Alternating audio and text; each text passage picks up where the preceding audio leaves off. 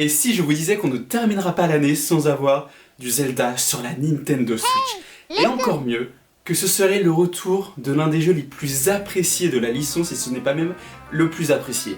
Et encore mieux, que ce ne serait pas un simple remaster, mais un véritable remake. Donc dans cette vidéo, nous allons voir pourquoi est-ce que Nintendo a choisi précisément de remaker ce Zelda-là, et ce que ce remake peut apporter à la fois au jeu de base, mais aussi le message que ça envoie de la part de Nintendo aux nombreux fans de Zelda, qu'ils soient des fans de la première heure comme des fans beaucoup plus récents. On va voir tout ça dans cette vidéo. Donc enfilez votre tenue de légende, attrapez votre épée légendaire, et nous on se dirige vers le remake de The Legend of Zelda Ocarina of Time.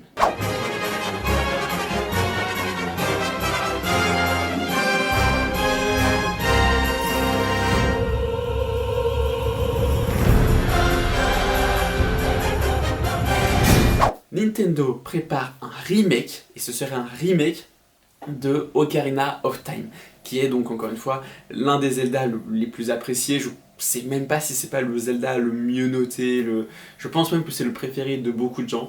Moi honnêtement, je pense que c'est mon préféré avec Wind Waker, vraiment. Et Skyward Sword aussi, Skyward Sword il est vraiment mais sous-estimé de fou, vraiment je ne comprends pas pourquoi est-ce que les gens détestent Skyward Sword. Mais ce n'est pas le sujet de la vidéo. S'il y a une question que l'on peut se poser, c'est la suivante. Pourquoi est-ce que Nintendo a choisi ce jeu-là précisément? Parce qu'ils auraient très bien pu sélectionner Twilight Princess par exemple, ou Wind Waker, ou pourquoi pas aussi un Phantom Hourglass que j'aimerais énormément voir revenir sur le devant de la scène, étant donné que c'est peut-être celui que j'ai le plus fait et refait. D'ailleurs je pense que je vais me le refaire d'ici quelques semaines.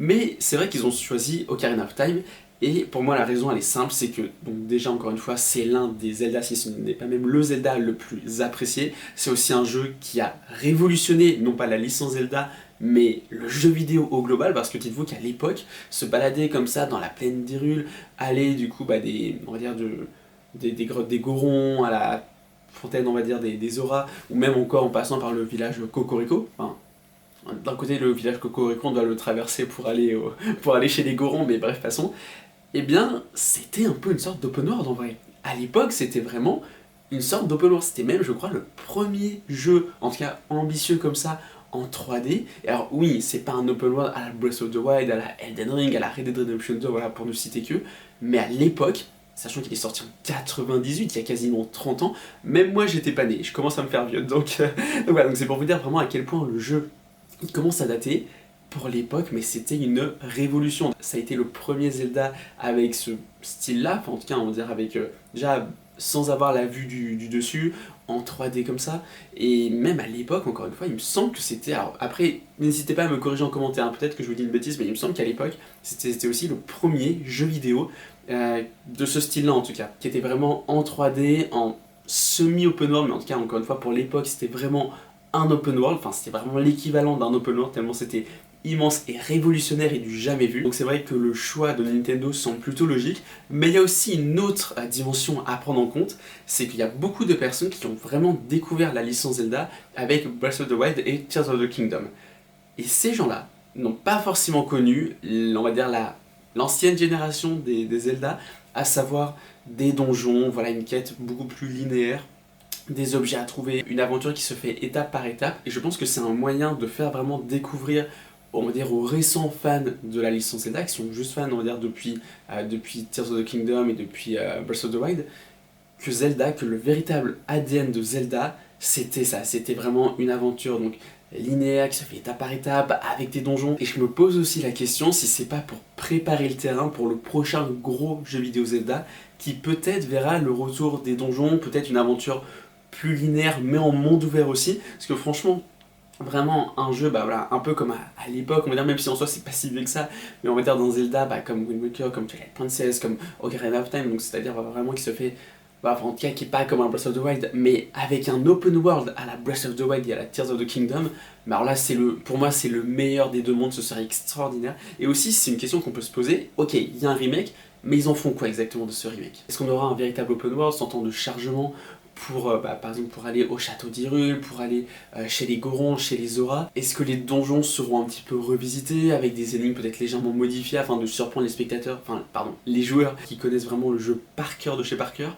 Je ne sais pas, mais en tout cas, ça peut être hyper intéressant. Et autre rumeur qui, alors là moi, ça va me faire craquer, c'est qu'apparemment, pour accompagner du coup la sortie de ce Zelda, du coup qui sortirait pour Noël 2026, donc j'imagine octobre-novembre, il y aurait une Switch 2 aux couleurs de Zelda. Alors, on ne sait pas exactement comment. Je me souviens qu'à l'occasion de la sortie de Wind Waker sur Wii U, ils avaient fait une Wii U, du coup, donc qui était noire, mais avec le logo d'Hyrule et des symboles un peu d'Hyrule en doré dessus, et c'était vachement stylé. Donc on peut peut-être imaginer la même chose, et honnêtement, je n'ai toujours pas la Switch 2. Voilà, je compte la prendre, mais bon, pas spécialement tout de suite. Mais ça va me faire craquer. Alors là, le jour où ils annoncent vraiment qu'il y a une Switch 2, on va dire édition Zelda, je craque. Vraiment, je craque, je fais chauffer la carte bleue. Vraiment, tant pis pour les économies. Vraiment, c'est trop important, c'est Zelda, non, je suis beaucoup trop fan. D'ailleurs, je vous ai mis le t-shirt, bon, Super Mario, mais je suis en train de réaliser que je n'ai pas de t-shirt Zelda. Et je pense qu'en Big 2026, il va falloir rectifier ça. En tout cas, n'hésitez pas à me donner vos avis en commentaire. Qu'est-ce que vous pensez de... Ah, c'est pas une annonce officielle encore une fois, mais si jamais c'était vrai, qu'est-ce que vous en pensez? Est-ce que pour vous, c'est une bonne idée? Est-ce que vous auriez préféré un nouveau jeu Zelda qui sorte d'abord? Est-ce que aussi vous auriez préféré un autre remake, remaster, voilà, sortir? J'avoue que moi j'adorais Twilight Princess parce que Twilight Princess, j'ai juste fait les premières heures de jeu dessus et je l'ai jamais fini et c'était sur la... Je pense que c'était sur la Wii à l'époque, donc j'avoue que j'aimerais beaucoup qu'ils le ressortent sur Switch 2, sachant qu'il y a des grosses rumeurs depuis au moins 2 ans ou 3 ans, si c'est pas plus, comme quoi on va dire, les portages sur la Switch, du coup, donc de Wind Waker et de Twilight Princess seraient en préparation. Je vous en avais même fait une vidéo il y a au moins 2 ans, hop, la vidéo je la mets ici si vous voulez, et voilà, j'aimerais énormément qu'ils les sortent, mais je pense que ça finira par arriver. Mais en tout cas, c'est vrai que ce serait vraiment un gros jeu pour Nintendo pour ce Noël-là. Surtout que le jeu du coup affronterait GTA 6, donc c'est pas rien. Dans tous les cas, on devrait être vite fixé parce que apparemment Nintendo ferait une grosse conférence, donc un gros Nintendo Direct au moment de juin, donc d'ici à peu près 2 mois. Et là, on devrait avoir des infos sur... du coup sur Zelda, sur le prochain Mario 3D aussi, et je vous en prépare une vidéo qui sortira je pense la semaine prochaine. Donc ouais, là vraiment il se passe pas mal de choses du côté de chez Nintendo, il faut vite qu'ils communiquent dessus parce que globalement on n'a rien, à part le jeu Yoshi qui sort le mois prochain.